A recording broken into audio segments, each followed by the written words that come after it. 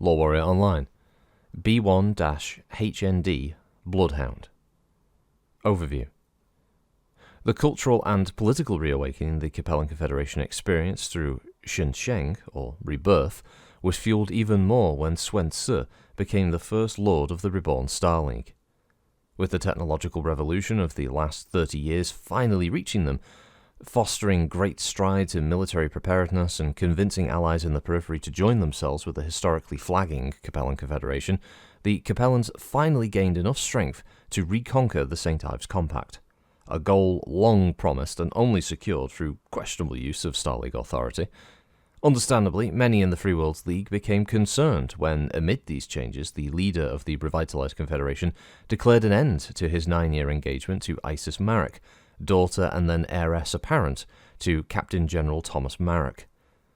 Grown wary of his resurgent neighbour and one-time ally, Marek set in motion a program aimed at boosting the forces along the League's shared border with the Confederation.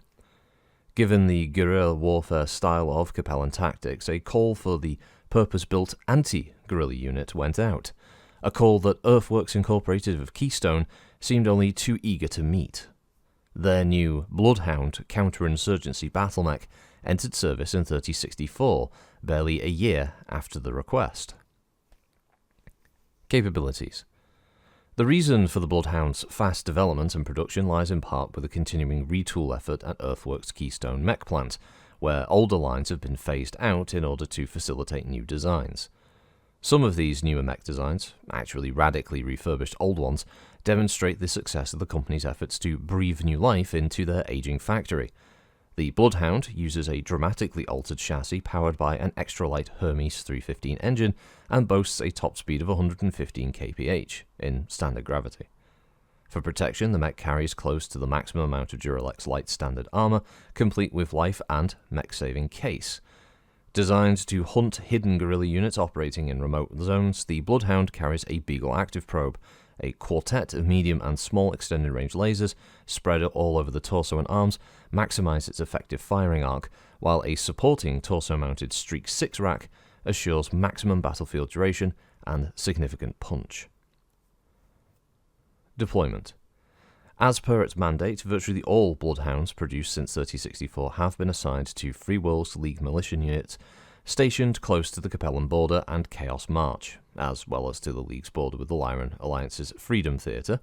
Military advisors to Captain General seem to be convinced that the guerrilla-style actions for which the Bloodhound was conceived will most likely occur in these regions. Variants. The B2 model is equipped with ECM, and it's been observed in action recently. This variant drops 2 heatsinks and adds a second ER small laser to the left arm, with a Guardian ECM suite mounted in the left torso. These changes make the machine harder to hit, but can accumulate heat in a pitched battle, if the mech warrior relies too heavily on the added firepower. So the Bloodhound is a 45-ton mass. It's Earthworks, I think it's PX8. I think it's supposed to be the Earthworks Phoenix 4 Endo Steel, but it's PXH chassis. Its power plant is a Hermes 315 XL engine. Cruise speed is 76 with a max speed of 119 kph with no jump capability. Its armor is Duralex Light with case, and it's armored as a single Guided Technologies 2nd generation Streak 6 launcher, 3 diverse optics extended range medium lasers, and a single diverse optics extended range small. It's manufactured by Earthworks Limited on Keystone. Its communication system is the Neil 7000. Targeting and tracking is by the Octagon Tartrack system E with Beagle active probe. Stat-wise, this turns into a walk of 7 and a run of 11, same as the Xiaoyu. It has 14 double heatsinks for 28 heat sinkage, with 9 armor on the head, 20 armor on the center torso with 7 on the rear, 16 on the side torsos with 6 on the rear, and 14 on the arms and 22 on the legs.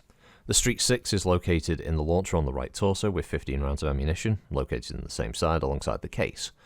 There's an ER medium in the right arm, an ER small in the right arm, an ER medium in the left arm, and an ER medium in the head, with the Beagle probe being located in the center torso. Overall, I actually quite like the look of this. It is a lot more advanced looking. It might veer a tiny bit too close to the kind of sci-fi anime kind of style again. It might be going more toward dare I say, a little bit like Macross, that kind of thing. Yeah, sorry, I have some tea there. So it's got a little bit of that, but I don't dislike it. I actually kind of like the idea of sort of retooling existing sort of chassis and redesigning them. It's also cool to see a mech with a Streak 6 launcher. I always like the idea of Streak 6 weaponry on mechs. It just makes them so friggin' deadly. You can't go wrong with something that, it locks, it fires, and all missiles hit. You just roll where they hit. That's the best part about those weapons, right?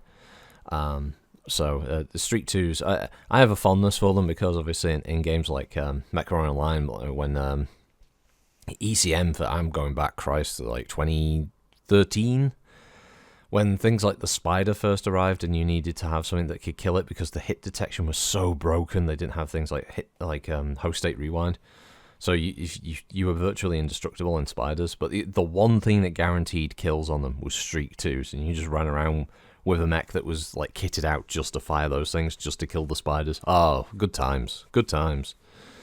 But yeah, anyway, this is a decent little mech. It's actually pretty well armored. It's got good movement for its size, and it's got a pretty decent weapons package. It probably, it's not the most deadly machine in the world, but for what it's intended to do, it obviously would do a good job. It can keep up with other sort of scout mediums, that kind of thing, and you can imagine this thing going up against something like the Xiaoyu or the Chimera, and actually being able to give them both a pretty good run for their money. It's obviously 5 ton heavier than those two machines, but definitely something that you could see it being a solid counter, or something that would be deployed against that kind of machine. Against lights, it's also pretty good as well. If the light is stupid enough to get in range, that Streak 6 is going to cause a lot of damage to them. And then the ER mediums obviously give it the ability to sort of keep up and keep doing damage. Obviously, the extra heat is part of the problem here, definitely. But I imagine the 28 heat sink is pretty good. I mean, after a run, that's still 26 heat to play with before you start firing weapons, which is decent, yeah. A machine that, again, is another good one for a player starting out in this kind of time setting for the game. You've got a pretty decent, nearly all energy weapons package there, with a good sort of backup weapon in the Streak 6, decent movement profile, and pretty good armor. Actually, it's probably a solid choice for a starter mech. You're also not looking at having too much extra technology that you got to worry about. The Beagle Pro might be a bit of a bitch to replace depending on where you are, just for availability of certain technology. But the ER mediums and ER smalls would be things that are relatively common to replace by this time. Easy enough anyway. And it's not using any sort of hard to obtain armor systems. I guess it's just the engine is the only temperamental part because it's an XL. That's your biggest problem. But 16 armor on the side torsos is fairly generous for what it's likely to be going up against. If this is the kind of machine that as a GM you're going to throw up against like decent heavies or assaults, then you're just being a dick. And if a player makes the mistake of going up against heavy and assault, well, then they need to learn from the mistake in that regard. You can warn a player so much before they make that mistake. But yeah, in a group scenario, solid little medium mech that can back up heavier units that are going into the fight, and can also be a good little ward for defensive operations, that kind of thing. Especially the Beagle Pro, you could have a scenario where you're escorting a high-value target and you need something like this that can detect hidden units on the route. So it might be scouting ahead and trying to spot them, and then the rest of the Lance can focus in on the target and attack them, or you can detect an ambush before it gets triggered, that kind of thing. So there's a little bit of light role-playing element you come up with there as well. So it's pretty cool. But that's the Bloodhound. Don't dislike the design. Visually it looks okay. I imagine the pilot is kind of angled down a lot at this point, but the weapon's pretty cool. Yeah, I don't mind it. Yeah, okay. Well, that's enough of me rambling. Have a good one, everybody. Thanks for watching as always, and I'll catch you next time. Bye bye.